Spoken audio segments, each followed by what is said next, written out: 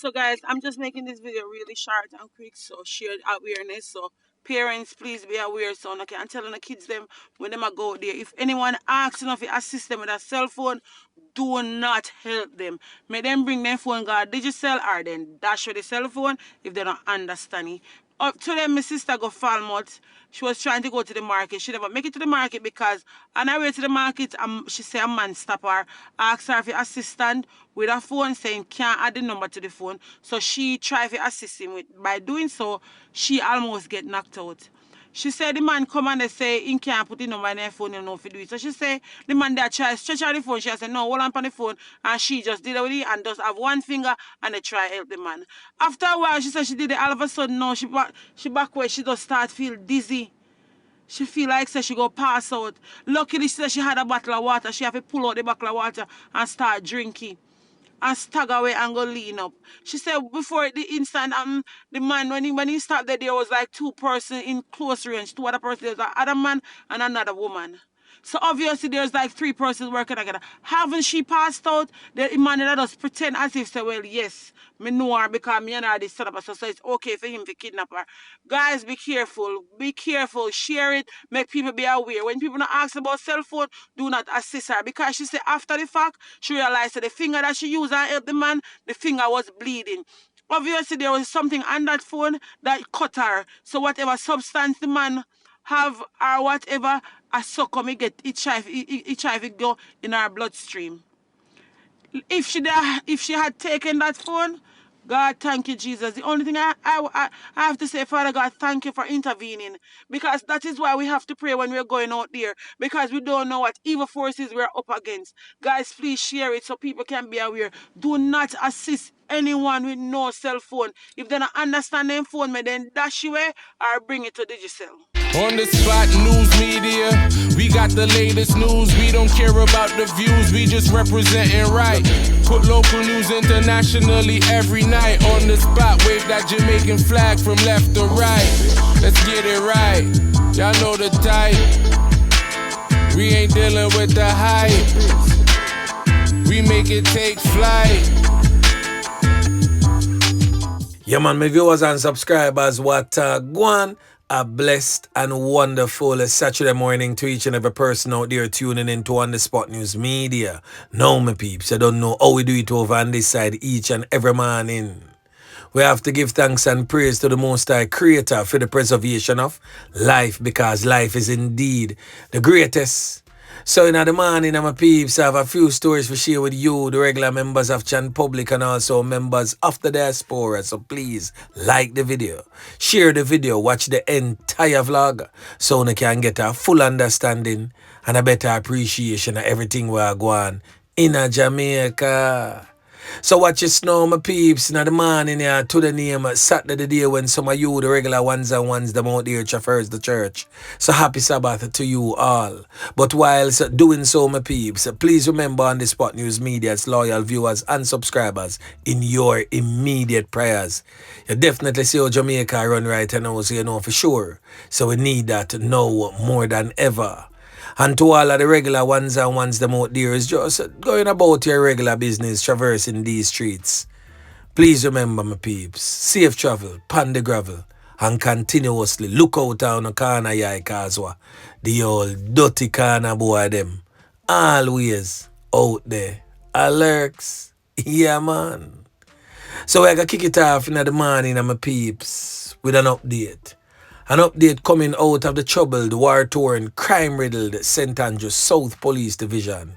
The division dubbed the most murderous since 2025.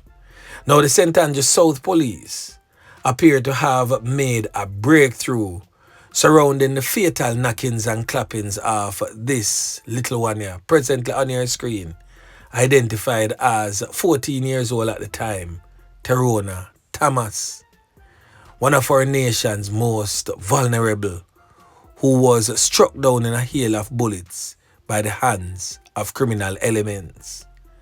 Now, her life was taken untimely so, right at the corner of Hill Avenue and Mall Road in the Olympic Gardens community in St. Andrew in April. Now, this criminal element presently on your screen identified as 23-year-old David King, but them call him Dada in the streets, has been listed as wanted in connection with that particular fatal knockings and clappings. Now, reports reaching on the Spot News media would suggest that the female, the now deceased, was a student of the Pembroke High School, and she was walking to a shop when unknown criminal elements approached at the corner and opened gunfire. It is stated that 2 other men were conned up and seriously injured in that incident. And it is also stated that the men who were injured was the intended target.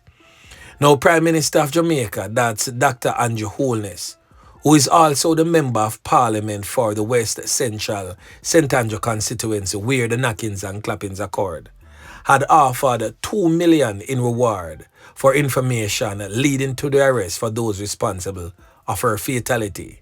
Now, the criminal element, that's David King, otherwise known as Dada, is said to be from a Grape Road address, and he's wanted by the police for a slew of firearm-related offences to include fatal knockings and clappings and regular knockings and clappings. He was listed among 21 other men wanted for various offences to include fatal knockings and clappings by the St. Andrew South Police Division on Thursday. So I'm going to run down the list there real quick for you so you can get a better understanding of exactly what going on. So still in the St. Andrew South Police Division, we have some names and faces in relation to criminal elements that have been deemed wanted by that particular police division. Now, heading that list is this criminal element here, presently on your screen, identified as 40-year-old Courtney Anthony Ashley, said to be of a 12 Abbey Close address in Lee's Flat, Red Hill, St. Andrew. Now, the criminal element in question, presently on your screen, is also known as Ashley Orlando Williams, but is more popularly known in the criminal underworld and in the streets, of course, as BL00DStain. Now, BL00DStain, for those who would have remembered, I carried a vlog a few days ago about 5 criminal elements that was fatally taken out during an armed confrontation sometime last week with members of the security forces in the Jacksonville community, where it is said that a plot was foiled by the police as they were on a murder for hire type of hit that was about to be carried out by them when they were confronted by the police, and 5 end up losing 3 pints. Now, BL00DStain was among the 5 and made number 6, and he was the lone survivor who allegedly escaped the security dragnet. Now, he's on the list of criminal elements deemed wanted by the police. Now, the police is urging and appealing to BL00DStain to report to the Counterterrorism and Organized Crime Investigation Branch, that's CTAC. But BL00DStain, we don't really want you to do that. This is the first time I got ask a criminal element. Now listen to what on the Spot News media say. Make the police them know, say, yo, straight up, me not turn in myself. A badness it name. Yeah, man. Because this criminal element here is a ruthless, cold-blooded knockis and clappis, not to be taken lightly, none at all. Now we have some more criminal elements for this phone, some of which we now have them picture, but we're going to show all of what we have so far. Now the next criminal element beside BL00DStain, that's Courtney Anthony, has since been identified as Andre Brown, but them call him Biggs in our streets, said to be from a Fitzgerald Avenue address in Kingston 13. The next criminal element presently on your screen has since been identified as Anthony Reynolds, but them call him Son, said to be from Marlborough Avenue and New Haven in Kingston 20. The next criminal element presently on your screen has since been identified as Derek Johnson, but them call him Bush. The next criminal element beside him has since been identified as Jermaine Richards, otherwise known as Richie. The next criminal element has since been identified as Raheem Brown. Them call him Berger. He's said to be from a Crescent Road address. The next criminal element has since been identified as Dwight Miller. Them call him Glasses. Said to be from a South Anderson Crescent address in Kingston 13. The next criminal element in question has since been identified as Rashid Thomas. Now, Rashid Thomas is more popularly known in the criminal underworld as Kobe, said to be from a Trinidad Road address in Kingston 11. The next criminal element, we don't have a picture for that criminal element, but he has since been identified as Shawain Campbell, but them call him Fatta or Stinger in our streets, said to be from a Majestic Gardens address in Kingston 11. The next criminal element identified as Christopher Duffus, but them call him Chipper in our streets, said to be from a Oakland Road address in Kingston 11.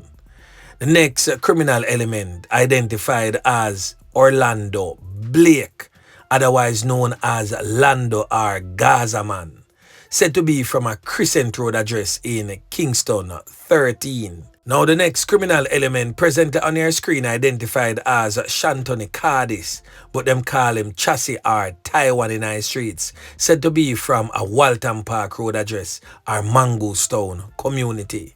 Now, the next criminal element present on your screen has since been identified as Chavis Spirit, said to be from a Jumbling Place address in Portmore Pines in St. Catherine. The next criminal element present on your screen has since been identified as Ramesh Griffiths, otherwise known as Nicky or Ship, said to be from a Hibiscus Avenue address in Kingston 11.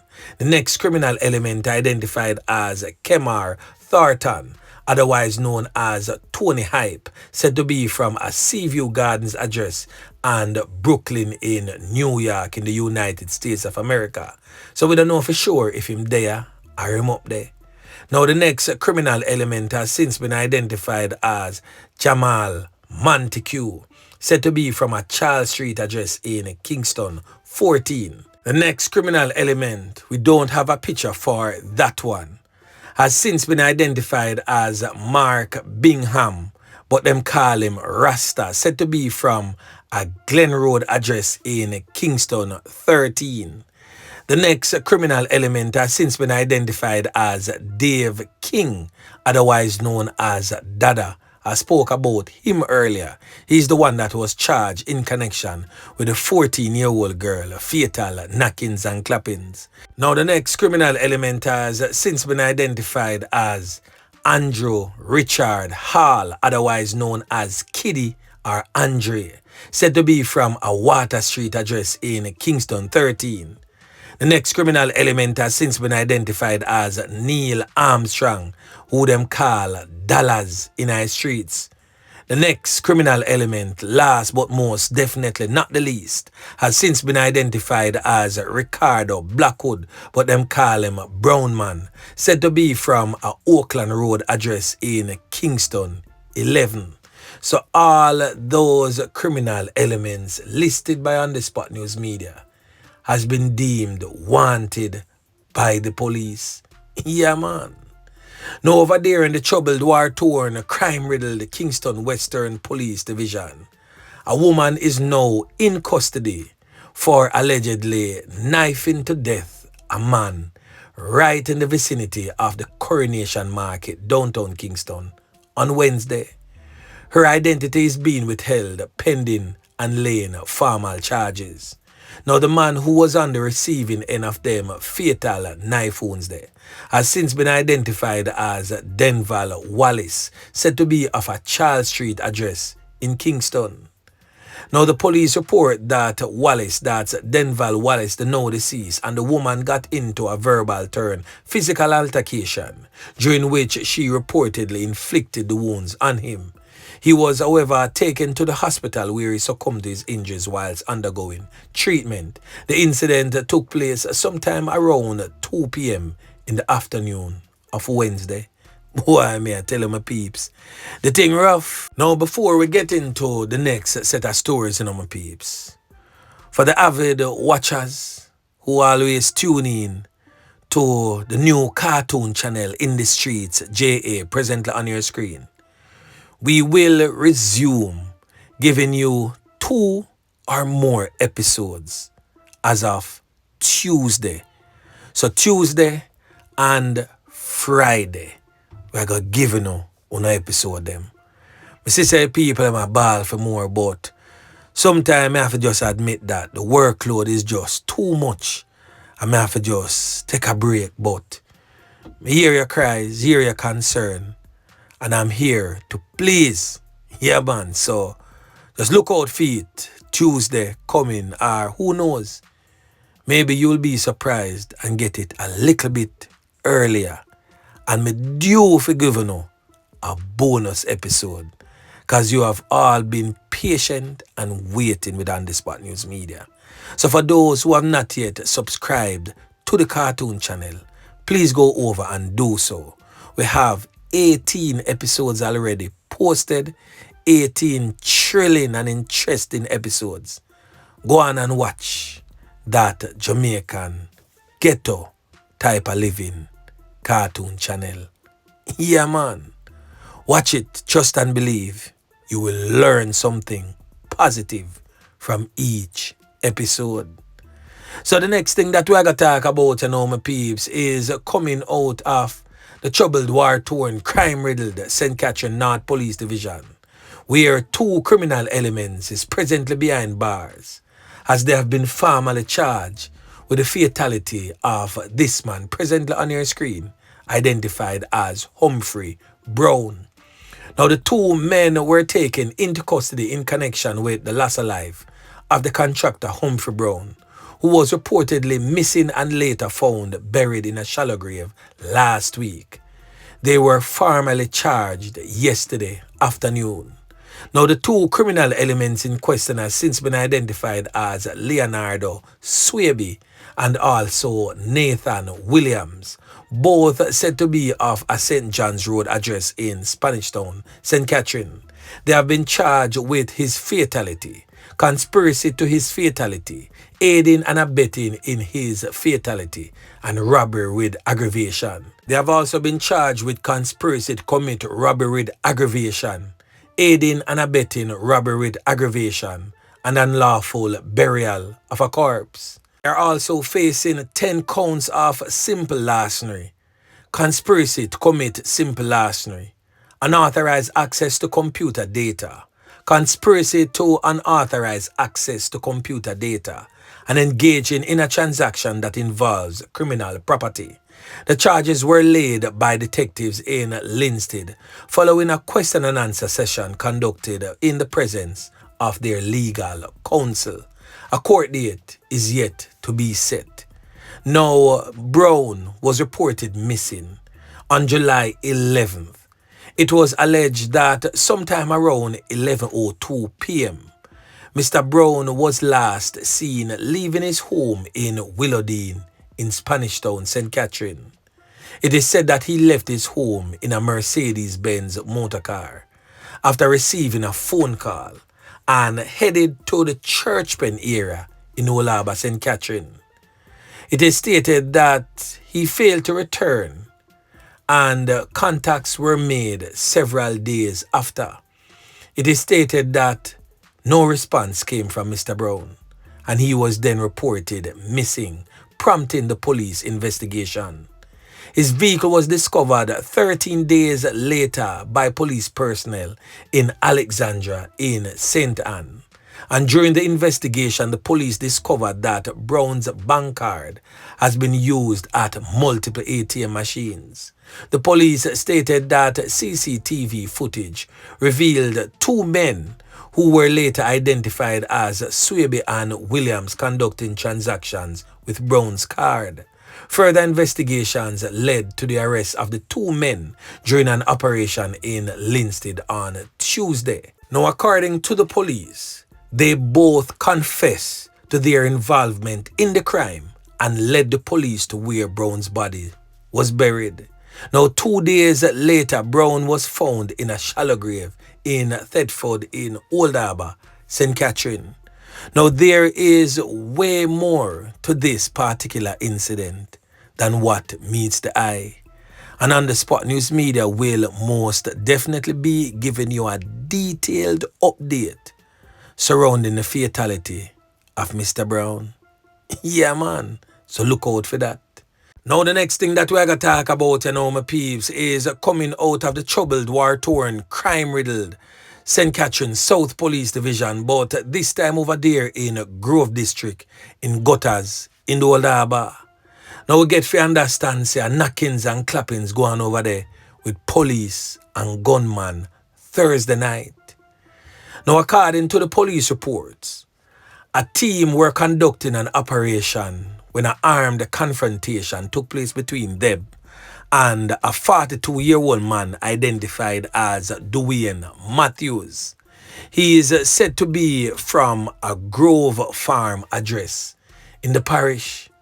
Now, it is said that he was conned up by the police after they took evasive action and fired back. He was, however, taken to the Spanish Town General Public Hospital, where he has been admitted for treatment. Now, Indicom is presently investigating that particular knockings and clappings.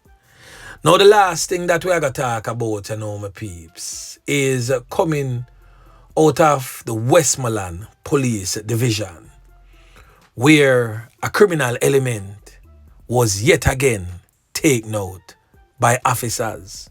So right now, the police, them are bat very good. Now, the criminal element in question who was taken out by the police during this alleged armed confrontation is in relation to a July 29th fatal knockings and clappings of Teresa Nokisha Bailey, who is presently on your screen. She was taken out in a hail of bullets by alleged armed criminal elements whilst at her shop in the community of Green Island in Hanover. Now, the criminal element in question is presently on your screen, and he has since been identified as Joseph Fyffe, real old dirty kind of boy, but them call him Nancy in our streets. I don't know how them come by the name Nancy for give a man still in a boat. Then again, majority of them criminal element here, some of them shaky. Now, the incident took place on Thursday. An illegal firearm was also taken from the now deceased criminal element. Now, reports reaching on the Spot News Media is that him is one of them knockies and clappies there were bat for both sides of the fence. Now, him knock it and clap it for Hans Passy gang, and him also knock it and clap it for Kings Valley gang.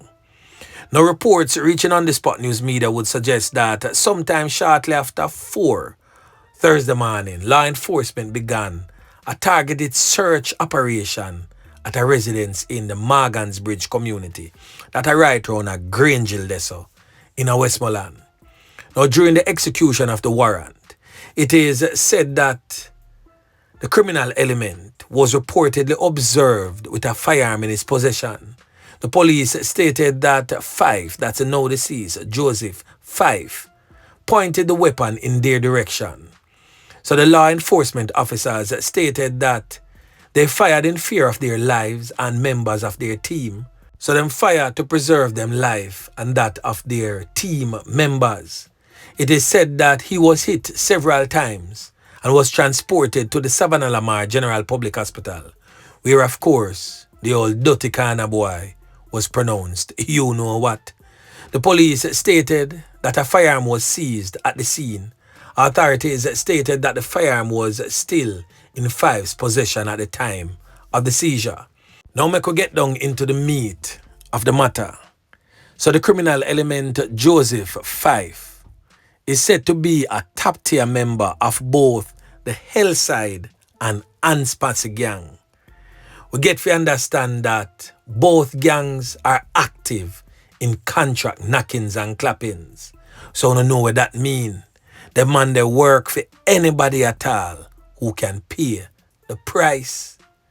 So the criminal element has functioned as a trigger man in both gangs and other gangs from wherever, as long as the price is right. He was also before the court for the September 11, 2021 fatal knockings and clappings of Shaquille Smith. And in addition to that, Joseph Fyffe was a suspect in the fatal knockings and clappings of Michael Reed. Reed, whose life was taken by him on May 21st this year at a bar and gaming lounge in the Solace district in Frome in Westmoreland.